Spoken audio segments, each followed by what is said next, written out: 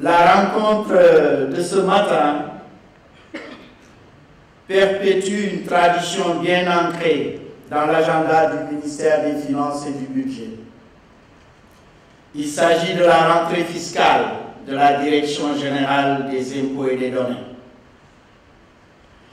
L'édition 2024 est la première rentrée fiscale que j'ai l'honneur de présider. Elle est aussi la première pour le directeur général Abdoulaye Diagne depuis sa nomination en février 2023.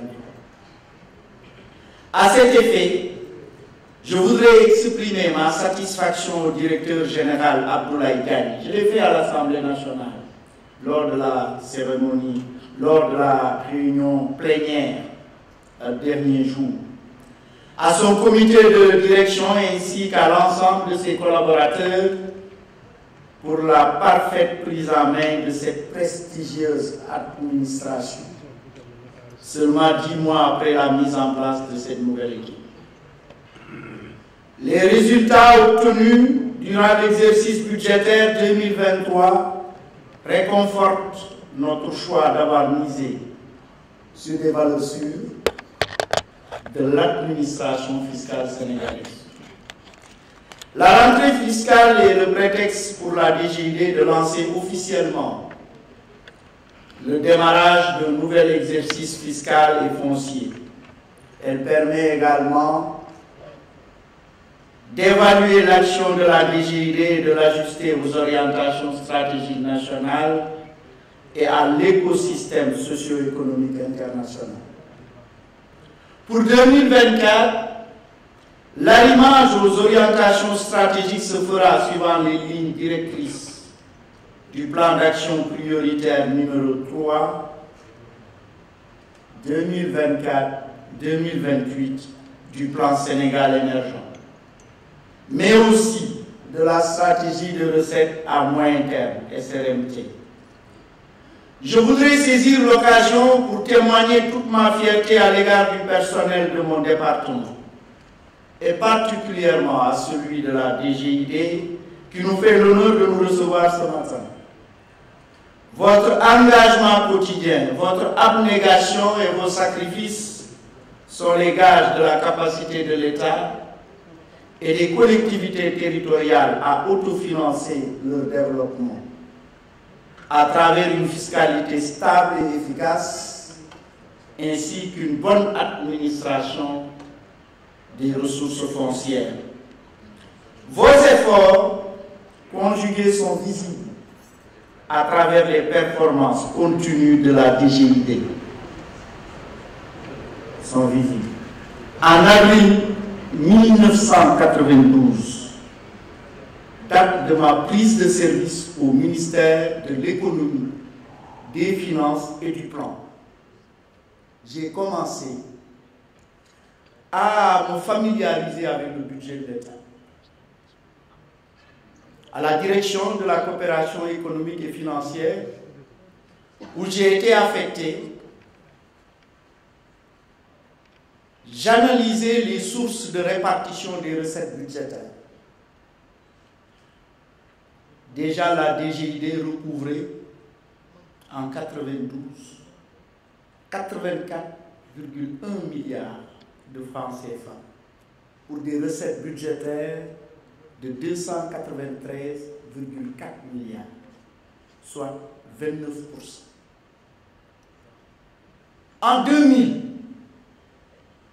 à mon retour de formation postgrade à l'université d'Anvers, le même exercice opéré m'avait permis de constater que les recettes recouvrées par la DGID ressortaient à 236,6 milliards de francs CFA pour des recettes budgétaires de 562,2 milliards, soit 42%.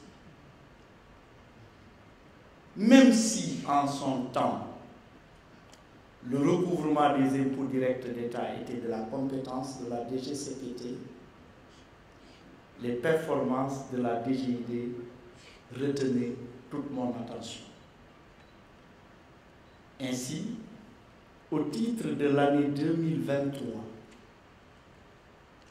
la DGID a provisoirement réalisé des recettes brutes de près de 2300 milliards, ce qui traduit une progression des recettes d'environ 161 milliards en glissement annuel, soit 8%.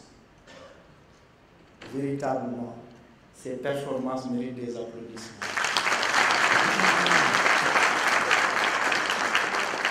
Cette progression soutenue des recettes, qu'il faut-il le rappeler, est supérieure au taux de croissance du PIB, projeté sur la même période en 2023 à 4,2%. C'est dû notamment à une bonne tenue des impôts directs et taxes sur biens et services. C'est des taxes qui sont assises sur l'activité économique, avec des glissements positifs respectifs de 81,9 milliards de francs CFA, 8,3% et 49,2 milliards, 5,6%. Je dois souligner la contribution significative des entreprises du secteur minier en phase d'exploitation avec un impôt sur les sociétés recouvré de 60 milliards, soit environ 17% du total enregistré sur cette ligne. Je salue également les résultats encourageants enregistrés par l'administration fiscale en matière de lutte contre la fraude et l'évasion fiscale avec des recouvrements cumulés de 245 milliards de recettes en principal et en amont. Au plan foncier, des avancées notables ont été enregistrées, particulièrement dans des opérations de régulation massive, de régularisation massive. Il en est ainsi de l'opération Somme Cueilli tout cœur à Mbour, avec plus de 3500 bouts déjà signés, grâce à une délégation de signature que j'ai accordée au directeur général et au coordonnateur.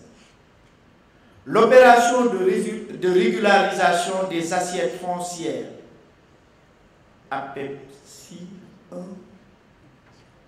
APEPSI 2, 3, APEPSI écologie, exécutée par la DGID conformément à mes instructions. Je note enfin la régularité des séances de la commission de contrôle des opérations domaniales. Ainsi, sur les 10 derniers mois, après avoir fait 32 ans au ministère des Finances, ça retenait tellement mon attention. Sur les 10 derniers mois, pas moins de 15 séances ont été tenues permettant d'examiner 5037 dossiers. Les chiffres encourageants que je viens d'évoquer sont dus en grande partie à une amélioration substantielle de la qualité du service rendu à l'usager. En effet, ces dernières années, la DGID s'est particulièrement illustrée en matière de communication proactive vis-à-vis des usagers du service public.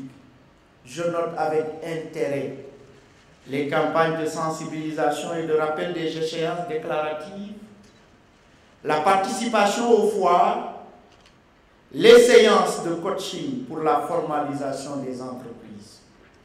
J'ai aussi noté les activités de promotion de la citoyenneté fiscale à travers la phase pilote du projet Civisme fiscal à l'élémentaire, qui en 2 ans a touché 10 inspections de formation, d'éducation et de formation, 44 écoles élémentaires, 13 000 apprenants au niveau des classes de CE1, CE2, CM1 et CM2. Mesdames, Messieurs, distingués invités, malgré les performances des régies financières, la mobilisation accrue des ressources fiscales reste un défi continu pour les besoins de financement et de développement de notre pays. Pour 2024, nous avons fait voter un budget de 7.003,6 milliards pour que l'État puisse prendre en charge les politiques publiques consignées sur la matrice des actions prioritaires, PAP 3 du plan Sénégal émergent, mais aussi les projets inscrits dans le programme d'investissement public 2024-2026. L'impôt est la ressource publique la plus viable pour financer le développement. Ainsi, il est assigné à la DGID pour 2024 un objectif de recettes de 2776 milliards. Rappelez-vous, 92, 84,1, 2236,6 milliards. Et pour 2024, 2776,6 milliards, soit 63% des recettes internes. Rappelez-vous, 92, 29% des recettes internes, 2000, 42%, 2024, 63% des recettes. Et une lecture simple du budget 2024 permet de constater la performance des régimes financiers. Il faut juste analyser les dépenses internes de l'État sont couvertes par quel pourcentage des recettes internes de l'État. Par dépenses internes de l'État, on entend pas le service de la dette, mais les charges financières de la dette, commissions et intérêts. L'amortissement est dans le financement. Il est levé sur le marché. Le représentant de la Direction générale de la comptabilité publique et du Trésor peut en attester. Deuxième ligne, c'est la masse salariale payée sur nos ressources internes. Troisième ligne, c'est les dépenses de fonctionnement et de transfert courant payées normalement sur nos ressources internes. Et quatrième ligne, c'est les dépenses d'investissement sur ressources internes, payées par les recettes internes. Si on additionne ça, en 2024, les recettes internes de l'État couvrent à hauteur de 90% les dépenses internes. Vous l'analysez dans le temps, vous ne trouverez jamais ce ratio. Vous trouverez toujours des ratios inférieurs de l'ordre de 70, voire même 60%. C'est quasiment 90% de nos dépenses internes qui seront couvertes par nos recettes internes. Je ne doute point des capacités de la DGID à relever le défi. Cela inclut nécessairement la poursuite des stratégies d'élargissement de l'assiette. Ainsi, en soutien au programme Yatal, le directeur général Abdoulaye Diagne, dès son arrivée, a adopté dans une démarche inclusive le programme de rénovation et d'extension des services des impôts et des domaines dont les axes viennent d'être déclinés dans la présentation.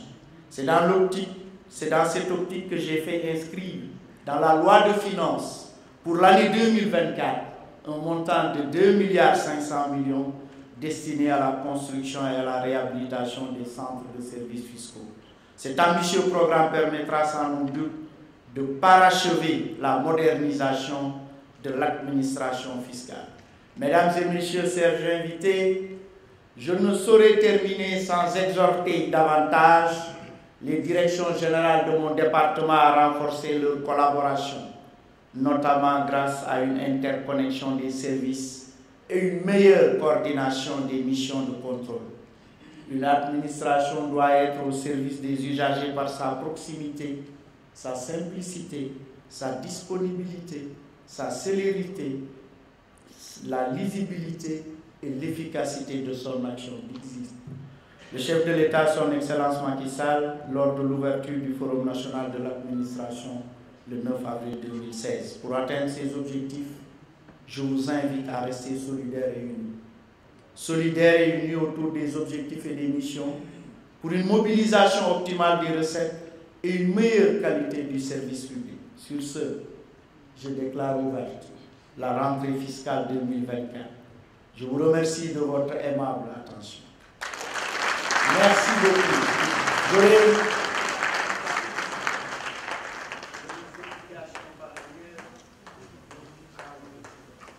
Bonne continuation et à très bientôt.